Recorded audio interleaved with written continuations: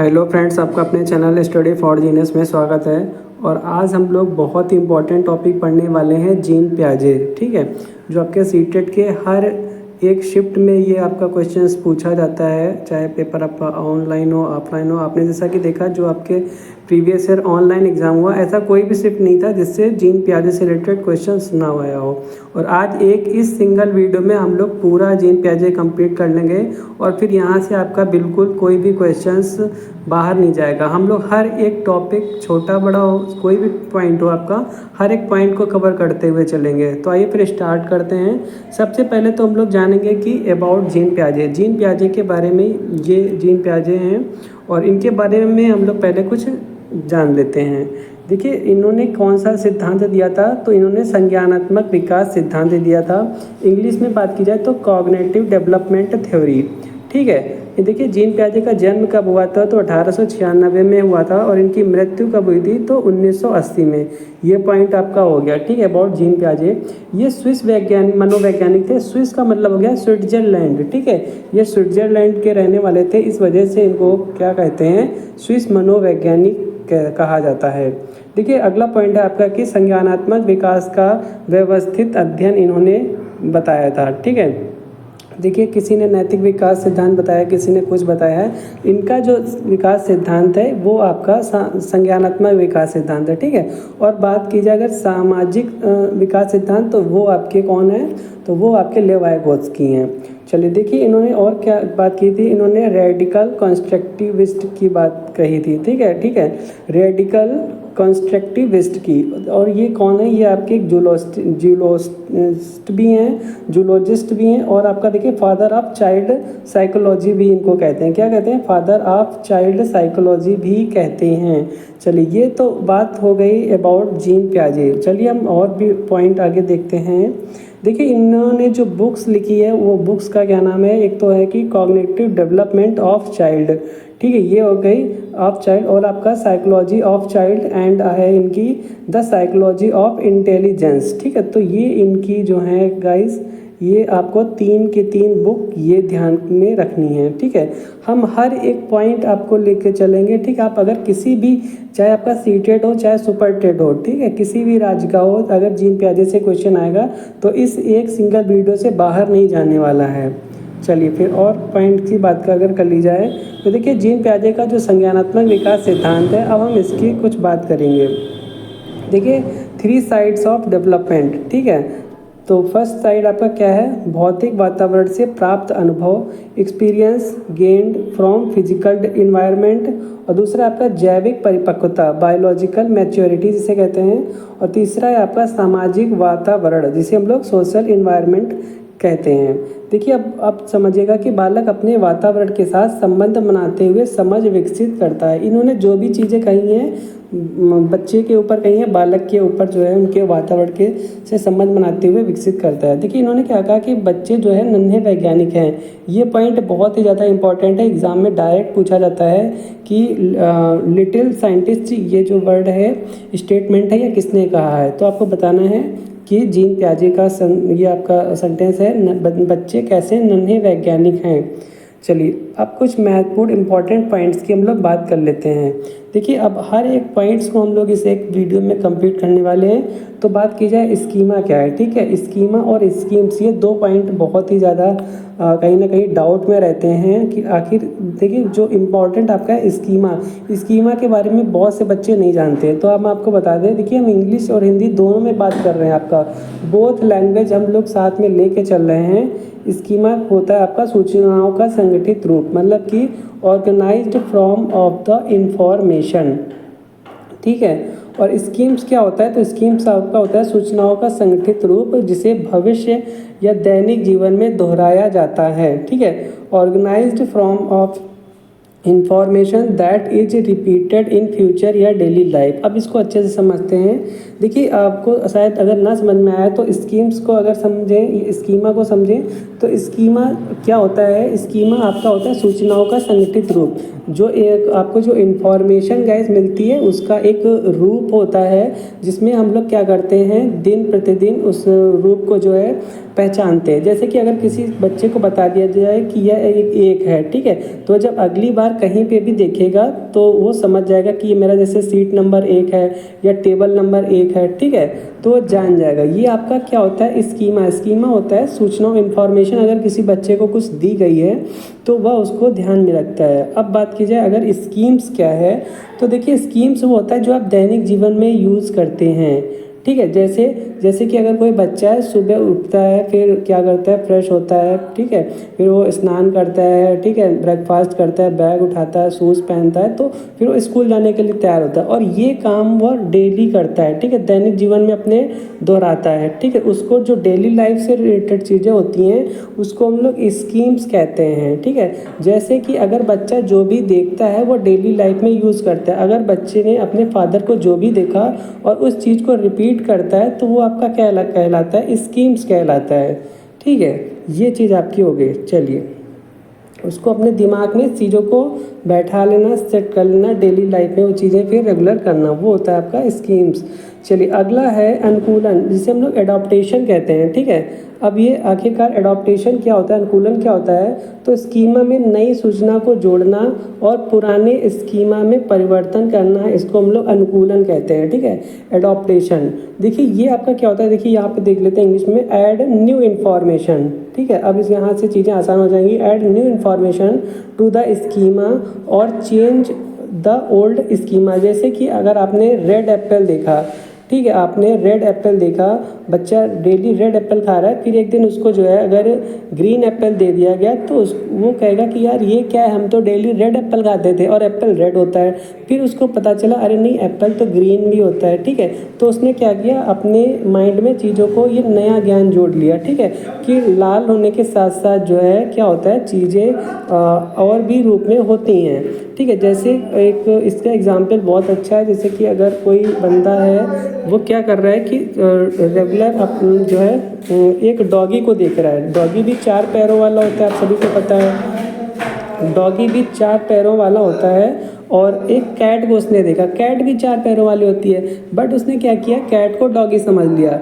फिर उसको बताया गया नहीं ये कैट अलग होता है, डॉगी अलग होता है, तो उसने क्या किया, अपने स्कीमा में जो चेंज पर लाया, नया इन्फॉर्मेशन को ऐड किया, उसको बोलते हैं एडॉप्टेशन, अनुकूलन। चलिए और आपको ये चीज़ जानना बहुत ही ज़रूरी है कि जो आपका एडॉप्टेशन होता है इसको 2 भागों में बांटा गया है, ठीक है। इसको गाइस 2 भागों में बांटा गया है। एक आपका हो गया एसिमिलेशन और दूसरा आपका क्या होता है, दूसरा आपका होता है ये होता है समायोजन, ठीक है, समायोजन इसको कहते हैं, ठीक है। देखिए अब चीज़ इसको समझिएगा, आत्मसातीकरण और समायोजन। आत्मसातीकरण क्या होता है, पूर्व ज्ञान में नए ज्ञान को जोड़ना ही आपका क्या कहलाता है, आत्मसातीकरण कहलाता है। और समायोजन क्या होता है कि पुराने स्कीमा जो आपने परिवर्तन किया है, चेंज इन ओल्ड स्कीमा, उसको समायोजन बोलते हैं।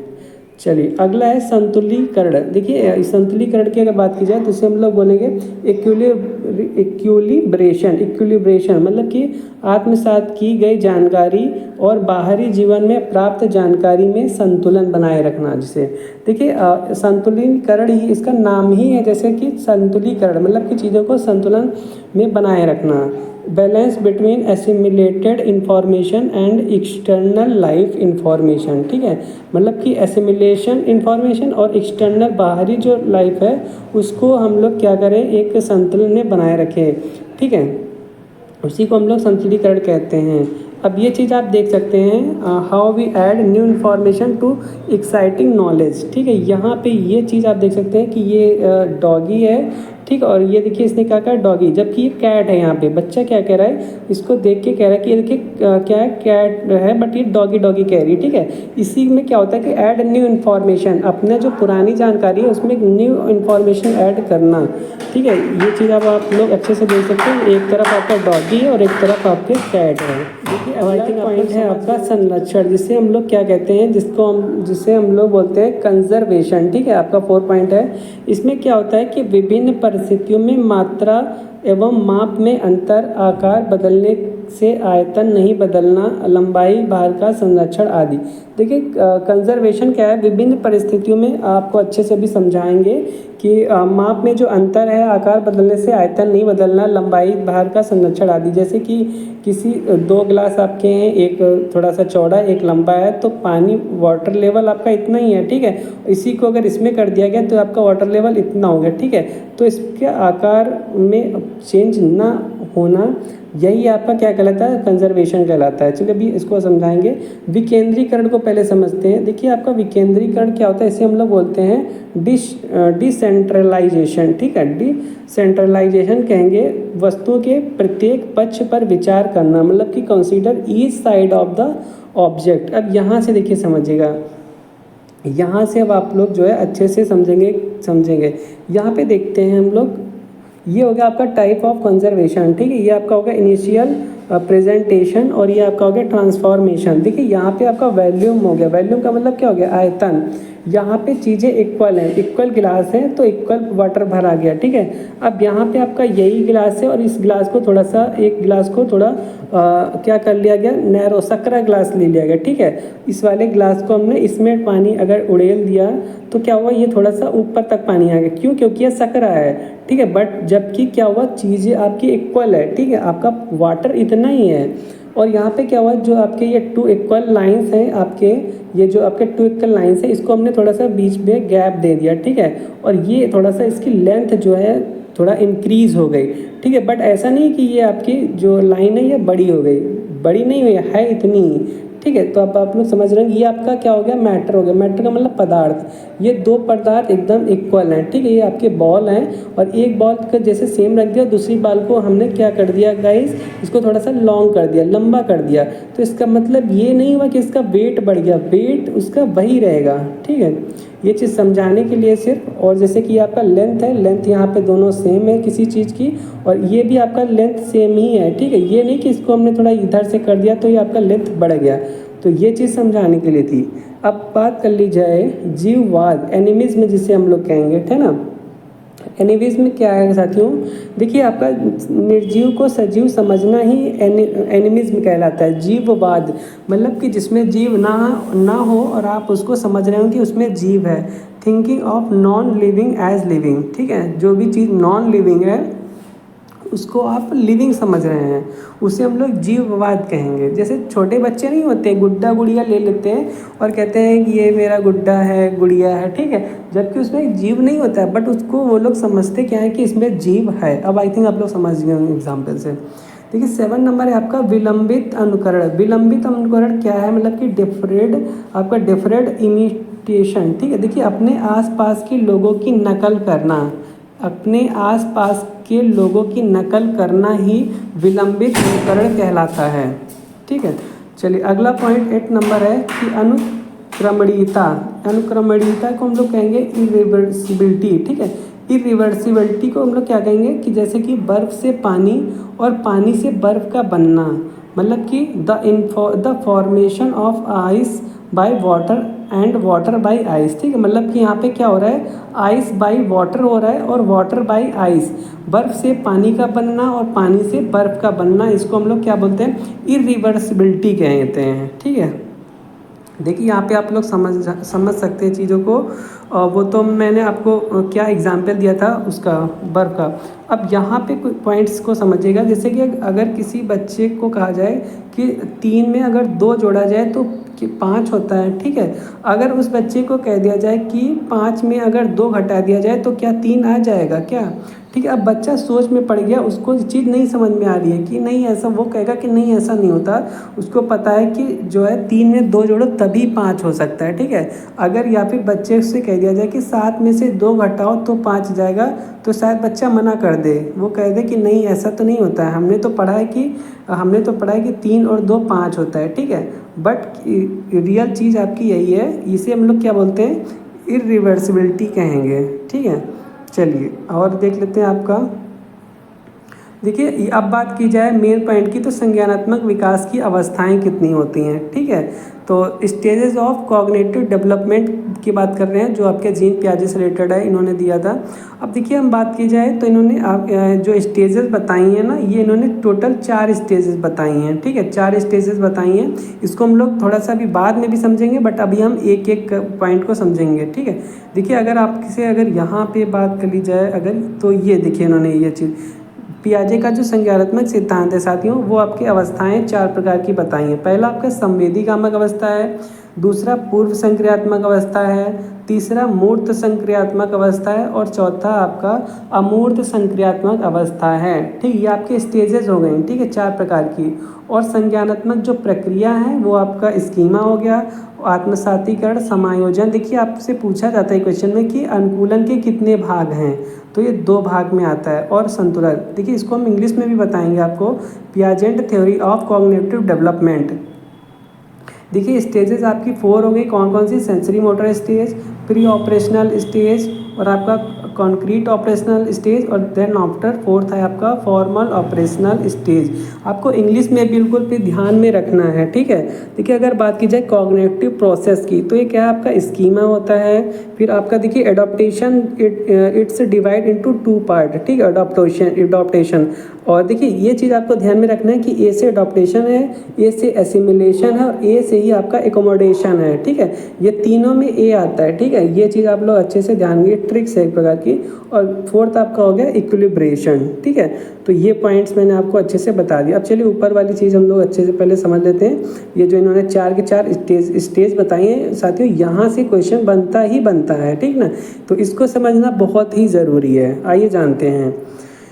देखिए अगर बात की जाए आपके संज्ञानात्मक विकास के फर्स्ट स्टेज की, तो ये फर्स्ट स्टेज है आपका सेंसरी मोटर स्टेज, मतलब कि बर्थ टू 2 ईयर, मतलब कि जब बालक 0 से 2 साल तक, मतलब कहा जाए अगर बच्चा 2 साल तक है तो वो किस में आएगा, वो आपके जीन पियाजे के फर्स्ट स्टेज में आएगा, जिससे हम लोग क्या कहेंगे, सेंसरी मोटर स्टेज कहते हैं। इसमें क्या होता है, तो इसमें बच्चे ये होता है कि ज्ञानेंद्रियों के माध्यम से सीखना, ठीक है। ज्ञानेंद्रियों के माध्यम से क्या, ज्ञानेंद्रियाँ हमारी कौन कौन सी होती हैं, जैसे कि देखना, ठीक है, स्वाद लेना, सूंघना, सुनना, और टच करना, फील करना, ठीक है। देखिए लर्निंग थ्रू सेंसेस, जो हमारे सेंस ऑर्गन्स होते हैं वहाँ से। देखिए सीइंग, छोटा बच्चा क्या करता है, देखता है, ठीक है, उसको आप कुछ भी चटा दीजिए, कुछ भी टेस्ट करा दीजिए तो अपनी जीभ चलाता है, ठीक है। स्मेलिंग, सूंघता है, और हियरिंग का मतलब वो सुनता भी है, और टच, उसको आप टच करेंगे तो देखेगा। तो ये चीज़ किस में होती है, 2 साल तक के बच्चों में होती है। जो भी चीज़ें क्रियाकलाप जो आप लोग एक बच्चे को ले के करिएगा तो आपको अच्छे से समझ में आएगा, ठीक है। अगर आपने के पास में कहीं कोई छोटा बच्चा है, आप उस पर ये चीज़ प्रैक्टिकली करके देखेगा, आपको बहुत ही चीज़ें अच्छे से समझ में आएंगी। और क्या है, देखिए वस्तुओं को उलटना, पलटना, छूने की कोशिश करना, ये भी आपका किस में आता है, फर्स्ट स्टेज में आता है, मतलब कि रिवर्सिंग ऑब्जेक्ट्स, ठीक है। ये ऑब्जेक्ट्स वर्ड ध्यान में रखिएगा, ऑब्जेक्ट्स, ठीक है। और objects turning and trying to touch, ठीक है। तो ये यहाँ से ये आपका पॉइंट हो गया। और तीसरा ये है, इसमें जैसे कि खिलौनों को छुपा देने पर उसे खोजने की कोशिश करना। छोटा बच्चे को अगर आप कोई खिलौना दे रहे हैं बजाने वाला, झुनझुना वगैरह, और फिर आप उसको छुपा लीजिए, ठीक है, प्रैक्टिकली करके देखिए, बड़ा मज़ा आएगा। फिर आप उसको छुपा लीजिए तो बच्चा खोजने की कोशिश करेगा, इधर उधर चक्कर मकर करेगा, है ना। ट्राइंग टू फाइंड, उसको फाइंड करने की कोशिश करेगा कि यार ये जो अभी बज रहा था, आवाज़ आ रही थी, कहीं कहाँ चला गया। तो ये चीज़ होती है।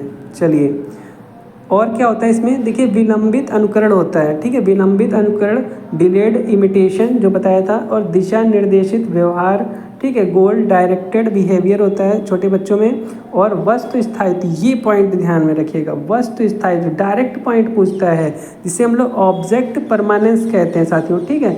इसके गुण, इनके गुण का विकास 18 से 24 माह में, बस आप ये वर्ड याद रखिएगा, ऑब्जेक्ट परमानेंस, डायरेक्ट इंग्लिश में आएगा या हिंदी में वस्तु स्थायित्व। ये किस स्टेज में आता है, फर्स्ट स्टेज में आता है।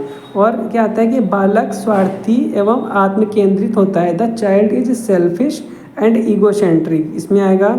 ईगोसेंट्रिक की अगर बात की जाए, ईगोसेंट्रिक, तो ये आपका किस में आएगा, फर्स्ट स्टेज में आएगा। और इसमें आएगा आपका वयस्कों के कार्यों का अनुकरण, मतलब कि इमिटेशन ऑफ अडल्ट्स। चलिए ये आपका हो गया फर्स्ट पॉइंट। अब सेकेंड जो स्टेज है इसको समझते हैं। सेकेंड स्टेज में देखिए आपके कितने साल की होती है साथियों, तो ये आपके 2 साल से 4 साल। अभी तक हमने 0 से 2 साल पढ़ा, फिर ये आपके हो गए 2 से 4। 2 से 4 में आपका सेकेंड स्टेज आ गया, इसको हम लोग बोलते हैं प्री ऑपरेशनल स्टेज।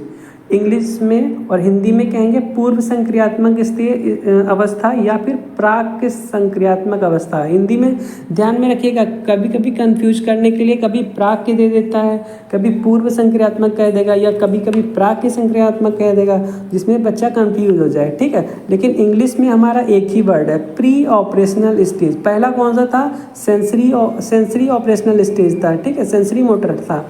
सेकेंड में आपका प्री ऑपरेशनल स्टेज है, ठीक है। ये चीज़ आपको ध्यान, इंग्लिश में आप फोकस कीजिएगा, क्योंकि हिंदी में अनेक नाम ये लोग बना देते हैं कंफ्यूज करने के लिए। बट अगर आपको इंग्लिश में जानकारी है तो आप कभी भी बिल्कुल परेशान नहीं हो सकते हैं। तो चलिए देखिए, इसमें आपका प्राक संक्रियात्मक अवधि में क्या होता है, प्री कॉन्सेप्चुअल स्टेज में क्या होता है, अनुकरण, इमिटेशन आपको ध्यान में रखना है। और इसमें ईगोसेंट्रिज्म होता है, ठीक है, ये आपको वर्ड ध्यान में रखना है। ईगोसेंट्रिज्म इसमें वर्ड आ जाएगा। एनिमिज्म जो हम अभी पढ़ के आए हैं, ठीक है, एनिमिज्म मतलब कि क्या होता है कि निर्जीव वस्तु में जीवित वस्तु को देखना, जैसे छोटा बच्चा गुड्डा गुड़ियों में देखता है कि इसमें जीव है, ठीक है। और आपका देखिए सेंट्रलाइजेशन वर्ड आपका ये भी ध्यान में रखना है, केंद्रीकरण और मौखिक भाषा का विकास, मतलब डेवलपमेंट ऑफ मोरल लैंग्वेज। बच्चा यहाँ पे मौखिक भाषा का विकास सीखता है, बच्चा बोलने लगता है, मामा पापा बुआ, ठीक है, बच्चा ये चीज़ क्या करता है, बोलने लगता है, ठीक है। बच्चे के अंदर केंद्रीकरण आने लगता है इसमें, ठीक है। बच्चा क्या करता है, बच्चे को अभी इतनी अकल नहीं है, वो जो भी चीज़ देखता है उसको लगता है कि उसमें जीव है, जान है। और बच्चा क्या करता है, ईगोसेंट्रिज्म में होता है, ठीक है। बच्चे को जो चीज़ चाहिए जिद कर लेता है कि नहीं हमको चाहिए तो चाहिए ही है। और कहानी गीत सुनने में रुचि, छोटे बच्चों को गीत कहानी सुनने में बड़ा मज़ा आता है ना, कहते हैं मुझे कहानी सुनाओ तभी हम सोएंगे। आपने पुराने ज़माने में पुराने समय में जो है सुनने होगा, रात में जब तक माँ अपने बच्चे को कोई कहानी ना सुनाए बच्चे को नींद नहीं आती थी। दादी दादा से बच्चे बहुत कहानी सुनते थे। वो स्टेज आपकी 2 से 4 साल वाली होती थी, ठीक है। उसमें आपका गीत सुनना, सॉन्ग सुनना, स्टोरीज सुनना, ये पोएम सुनना, ये सारी चीज़ें आती थी, ठीक है। चलिए अब इसका ही एक है इसमें देखिए, इसमें एक और स्टेज होती है 4 से 7 वाली, ठीक है। वैसे बेसिकली हम 2 से 7 वर्ष भी इसको कहते हैं, ठीक है, डायरेक्ट, अगर इसमें इसको 2 भागों में ना बांटा जाए, ठीक है, बेसिकली तो इसको हम 2 से 7 वर्ष डायरेक्ट कह देंगे, ठीक है। जैसे कि यहाँ पे जो आपका स्टेज था ना 2 से 4 था, वैसे 2 भागों में डिवाइड है, ठीक है। और अगर डायरेक्ट इस स्टेज की बात की जाए तो आपका 2 से 7 वर्ष आ जाएगा ऐसे बेसिकली, ठीक है। अब इसको हमने 2 भागों में अच्छे से समझाने के लिए आपको बताया है। चलिए तो यहाँ पे है आपका अंतर्दर्शी अवध, मतलब अंतः प्रज्ञात्मक, मतलब कि आपका इंट्यूटिव स्टेज, ठीक है, इंट्यूटिव स्टेज। देखिए इसमें क्या है कि साधारण मानसिक क्रियाओं का विकास, जैसे कि जोड़ घटाव गुणा भाग, लेकिन नियम नहीं समझ पाना, ठीक है। इसमें ये चीज़ आपकी आती है साधारण, इसमें बच्चे को साधारणता जोड़ घटाना गुणा भाग समझाया जाता है, लेकिन जो अगर नियम कानून बताएंगे आप वो उसको नहीं समझ पाएगा। मतलब कि अगर जोड़ घटाना गुणा भाग करना है तो उसको उंगलियों पे हम लोग बता देते हैं, उंगलियों पे बता दिया, लाइन वाइन खींच के बता दिया कि ये 3 लाइनें 4 लाइनें 2 लाइन कट गई तो बताओ कितनी लाइन बची, ऐसे इस तरीके से, ठीक है। क्योंकि अगर हम बैठ के उनको रूल समझाएंगे तो वो नहीं समझेंगे। यहाँ पे आपका संकेत हो गया, चिन्ह के माध्यम से सीखना। हम लोग संकेत के माध्यम से समझाते हैं और चिन्ह के माध्यम से चीज़ों को समझाते हैं। संकेत दे दिया कि वो क्या है, ठीक है, ये कुर्सी है तो वो पंखा है तो ये टेबल है, ठीक है, संकेत दे दिया। चिन्ह बता दिया कि ये किसका चिन्ह है, वो किसका चिन्ह है, ऐसे बच्चे को सिंबल्स के रूप में बताएंगे। विचारों का पलटावादी होना, ठीक है, इरिवर्सिबल थॉट हो जाएगा। और आपका क्या हो जाएगा, 2 अलग घटनाओं के बीच संबंध बताना जो एक दूसरे से असंबंधित हैं, और सहज चिंतन। तो ये तमाम सारी चीज़ें इसमें आती हैं, ठीक है। सहज चिंतन का मतलब क्या हो गया, जहाँ तक बच्चे की सोचने की क्षमता है, आसानी से वो सोच सकता है, उस टाइप की चीज़ें उससे करवाएंगे, ठीक है। चलिए देखिए यहाँ पर नेक्स्ट स्टेज है ठोस मूर्त संक्रियात्मक अवस्था। देखिए इसमें क्या होता है, इसमें देखिए हिंदी में आपको दो वर्ड जरूर मिलते हैं, ठोस दिया है तो कभी कभी ठोस संक्रियात्मक अवस्था आ जाएगा, कभी कभी मूर्त संक्रियात्मक अवस्था आ जाएगा, ताकि बच्चा कंफ्यूज हो जाए भाई। ठीक है, 7 से 11 वर्ष इसकी एज होती है। ठीक है, और इसको हम लोग इंग्लिश में देखिए एक ही वर्ड है कॉन्क्रीट ऑपरेशनल स्टेज, इसीलिए कहते हैं इंग्लिश पे जरूर फोकस करिए। अगर आप इंग्लिश में फोकस कर रहे हैं तो आपको फिर कभी भी कोई भी टेंशन लेने की ज़रूरत नहीं है। हिंदी में चीज़ें भले ही बाय द वे एक चीज़ एक बार ना समझ में आए, बट इंग्लिश में अगर आप पढ़ रहे हैं तो चीज़ें आपके दिमाग में एक बार में चीज़ें सेट हो जाएंगी। देखिए इसमें है कि मूर्त वस्तुओं का तार्किक चिंतन करना, मतलब कि logical thinking of concrete thinking. और इसमें क्या आता है कंजर्वेशन, ये चीज़ बहुत अच्छा है कंजर्वेशन, जिसे हम लोग संरक्षण कहेंगे, ये पॉइंट आएगा। क्लासिफिकेशन, देखिए डायरेक्ट पूछता है कि कंजर्वेशन और क्लासिफिकेशन ये जो शब्द हैं ये जीन पियाजे के किस स्टेज में आते हैं, ऐसे क्वेश्चन पूछता है। तो आपको बताना है कि कॉन्क्रीट ऑपरेशनल स्टेज में। ठीक है, जैसे कि आपको सेरिटेशन हो गया, और आपका पलटाव मतलब कि रिवर्सिबल थिंकिंग हो गया, और आपका एक्सेप्ट अदर पर्सपेक्टिव हो गया, और है आपका कि डिसेंट्रलाइजेशन स्टार्टिंग। ठीक है, डिसेंट्रलाइजेशन स्टार्टिंग। तो ये कुछ पॉइंट्स हैं, आपको बिल्कुल याद, ये आपको थोड़ा सा समझने ही पड़ेंगे, याद करने पड़ेगा। बच्चा अब कितने साल का हो गया, अब बच्चा जो है हमारा वो 7 से 11 वर्ष के बीच में, तो उसमें ये सारे चेंजेस बिल्कुल देखने को मिलेंगे। ठीक है, मतलब कि वो बच्चा क्या है रिवर्सिबल थिंकिंग, मतलब कि अब उसको पता हो जाएगा कि 2 और 3 की 5 होता है, और क्या होता है इसको अगर रिवर्स कर दिया जाए कि 5 में से 3 घटाएंगे तो 2 होता है। बच्चा जानने लगा है। ठीक है, ये सब सारी चीज़ वो सीरीज़ बनाने लगेगा। बच्चा जो है किसी भी चीज़ को लेके सीरिएशन हो जाएगा, मतलब सीरीज़ बना लेगा, श्रेणीबद्ध और पंक्ति वाइज की, पहले ये आएगा फिर ये आएगा फिर ये आएगा फिर क्लासिफिकेशन, वो चीज़ों को क्लासीफाई करने लगेगा। ठीक है, और आपका ये है आपका संरक्षण। ठीक है, मतलब कि कंजर्वेशन, चीज़ों को वो सुरक्षित समझने लगेगा कि ये मेरी चीज़ है, हम इसको ऐसा करेंगे तो ये टूट जाएगी या बेकार हो जाएगी, तो वो क्या करेगा चीज़ों को सुरक्षित संरक्षण करने लगेगा। ठीक है, तो ये सारी चीज़ें हैं लॉजिकल थिंकिंग। अब बच्चा थोड़ा अपना खुद का भी दिमाग लगाएगा, ये नहीं कि आपने जो कह दिया वो मान लिया, नहीं, बच्चा अब लॉजिकल थिंकिंग लगाएगा कि अगर आपने कोई बात बताई कि ऐसा होता है तो कहेगा अगर ऐसा होता है तो ऐसा ही क्यों होता है, ऐसा क्यों नहीं होता है। ठीक है, अगर हम ऐसा करें तो ऐसा ही क्यों होगा। अब बच्चा खुद का लॉजिकल थिंकिंग लगाने लगेगा। ठीक है, तो वो चीज़, अब बच्चा 7 से 11 साल का हो गया तो खुद चीज़ें उसकी थिंकिंग में थोड़ा बदलाव आ जाएगा। ये तमाम सारी चीज़ें हैं। ठीक है, चलिए अब 4th स्टेज जो आपकी है ये कहलाती है औपचारिक संक्रियात्मक अवस्था, मतलब कि फॉर्मल ऑपरेशनल स्टेज, मतलब कि ये आपका 11 साल से लेके और आपका अडल्टहुड तक रहता है। ठीक है, मतलब कि 11 से अधिक आपका बेसिकली कह सकते हैं, 11 साल से अगर बच्चा बड़ा है तो आपका 4th स्टेज में आएगा। इसमें क्या होता है बच्चे के साथ में, देखिए इसमें परिकल्पनात्मक निगमनात्मक चिंतन, मतलब कि हाइपोथेटिकल और डिडक्टिव रीजनिंग आ जाएगा। ठीक है, ये आपका पॉइंट अच्छे से समझिएगा। और अगला है कि संबंधात्मक व योजनाबद्ध चिंतन, मतलब कि रिलेशन एंड सिस्टमैटिक थिंकिंग आ जाएगी। और अब सारी थिंकिंग हो गया आपका, डाइवर्जेंट थिंकिंग आ जाएगा, और अमूर्त चिंतन का विकास मतलब कि डेवलपमेंट, और आपका अब्स्ट्रैक्ट थिंकिंग आ जाएगा।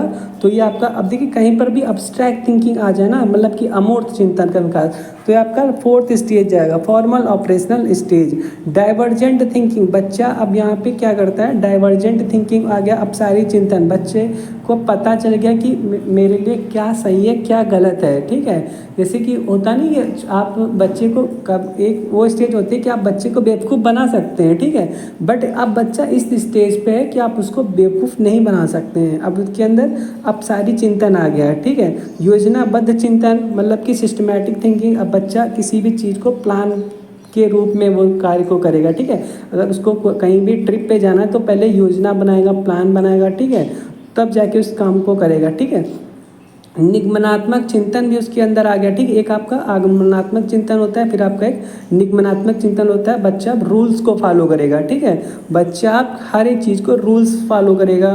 तो यही सारे आपके बच्चे के अंदर जो चिंतन है, ठीक है, जो आपकी थिंकिंग है, रीजनिंग है, उसमें क्या हो गया, डेवलपमेंट हो गया। चलिए, ये आपके स्टेजेस के बारे में हमने बात कर ली। और जैसा कि मैंने ये चीज़ पहले ही आपको बता दी थी, अवस्थाएं। ये आपका मेन है पॉइंट, ठीक है। ये सब सारी चीज़ें आपके जीन पियाजे से रिलेटेड। ऐसा कभी कभी क्वेश्चन पूछ लेता है कि जैसे कि आत्मसातीकरण है और इसका एक अनुकूलन का दूसरा कौन सा है, तो समायोजन है, ऐसे लगाना है। स्कीमा का सिद्धांत किसने दिया, ये वो सब सारी चीज़ें। अवस्थाएं पूछ लेगा कि इसमें से कौन सी अवस्था नहीं है। तो इस टाइप के क्वेश्चन बिल्कुल बनते हैं। आपको बिल्कुल ये इसकी एज भी ध्यान रखनी है, जैसे कि इसमें आपका कितना आ रहा है, 0 से 2 आ रहा है, ठीक है। फिर ये आपको 2 से 7 कह सकते हैं, ठीक है। और ये आपका कितना कह सकते हैं, 7 से आप 11 कह सकते हैं, और ये आपका 11 से ऊपर होता है, ठीक है। तो ये चीज़ें आपको पता होनी चाहिए, एज के बारे में भी पता होना चाहिए। कभी कभी क्वेश्चन पूछ लेता है कि बच्चा 2 से 11 साल तक के बीच में है और ऐसी ऐसी क्रिया कर रहा है, तो ये किस स्टेज में आएगा, ठीक है। तो अगर आपको पता है कि बच्चा 2 से 11 साल की एज में है, तो आपका जो है मूर्त संक्रियात्मक अवस्था में आएगा, ये आपका आंसर हो जाएगा, ठीक है।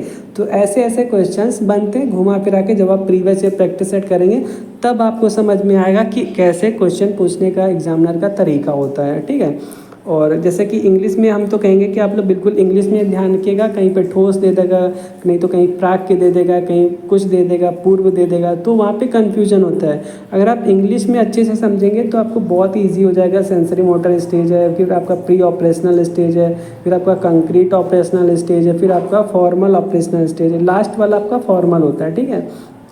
इसको आप लोग ऐसे ध्यान कर सकते हैं। स्कीमा और आपका क्या होगा, एसिमिलेशन, एकोमोडेशन, इक्विलिब्रेशन, ये सारी चीज़ें आपको पता होनी चाहिए।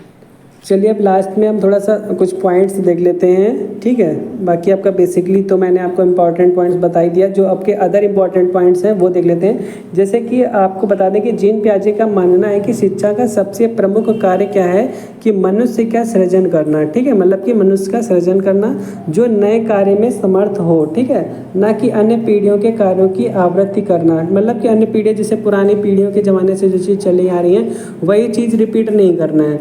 मनुष्य को क्या करना है, अपने समर्थ के हिसाब से नई चीज़ों को क्या करना है, उसको अपने स्कीमा में ढालना है, ठीक है। और शिक्षा में शिक्षा से सृजन करना है, खोज करना है, और आविष्कार करने वाले व्यक्ति का निर्माण करना होना चाहिए। ये थिंकिंग, ये सोच क्या है, किसकी है, जीन पियाजे की है।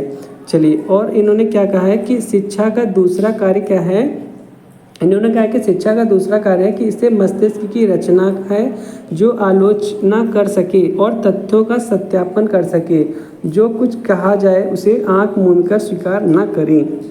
अगर आपके पास शिक्षा है तो आप उसका बिल्कुल सदुपयोग करें। ये नहीं कि अगर कोई दूसरी बात कह रहा है तो आप उसको बगैर सत्यापन करें, आप उसको आंख मूंदकर विश्वास कर लें, ऐसा नहीं होना चाहिए, ठीक है।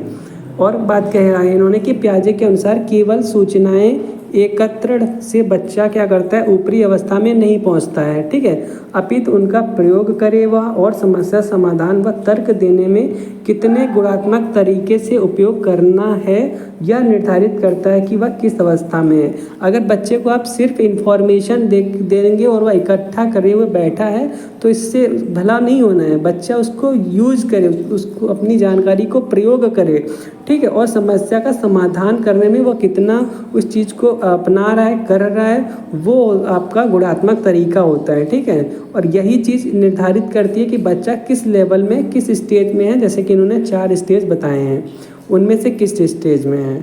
और इन्होंने कहा है कि सीखना कोई यांत्रिक प्रक्रिया नहीं है। इन्होंने कहा जो आपका लर्निंग है वो it is not a mechanical process. बच्चे शारीरिक, मानसिक और संवेगात्मक और सामाजिक विकास के साथ साथ संप्रतियों का निर्माण खुद करते हैं, ठीक है, खुद से करते हैं। चलिए, ये पॉइंट्स हो गए। अब इनकी कुछ कमियों के बारे में देख लेते हैं। वैसे हालांकि किसी की कमियां नहीं बतानी चाहिए, लेकिन चलिए देख लेते हैं। ड्रॉबैक्स ऑफ पियाजेट्स थ्योरी, यह निश्चित नहीं कि बच्चे संप्रतियों का निर्माण स्वयं कर सकते हैं और अधिकांश बच्चे समय से पहले की आगे की अवस्था के गुणों का विकास कर लेते हैं। और इन्होंने कहा कि कुछ बच्चे औपचारिक संक्रियात्मक अवस्था तक पूर्ण रूप से कभी नहीं पहुंच पाते। ये इन्होंने कुछ कमियां बताई हैं, ठीक है। किसकी कमियां बताई हैं, बच्चे की कमियां बताई हैं। चलिए साथियों, तो ये आज का सेशन हमारा यहीं पे कंप्लीट हो गया। ये सेशन आपको कैसा लगा? अगर सेशन आपको थोड़ा सा भी अच्छा लगा तो प्लीज़ वीडियो को लाइक कर दीजिएगा और लाइक करने के साथ में अगर आप चैनल पे नए हैं तो चैनल को सब्सक्राइब भी कर लीजिएगा, ठीक है। और ज़्यादा से ज़्यादा आप जो है वीडियो को शेयर भी कर दीजिएगा अपने दोस्तों के साथ में, अपने ग्रुप्स में। चलिए फिर मिलते हैं नेक्स्ट वीडियो में, and thank you for watching this video. भगवान करे आपका दिन शुभ हो।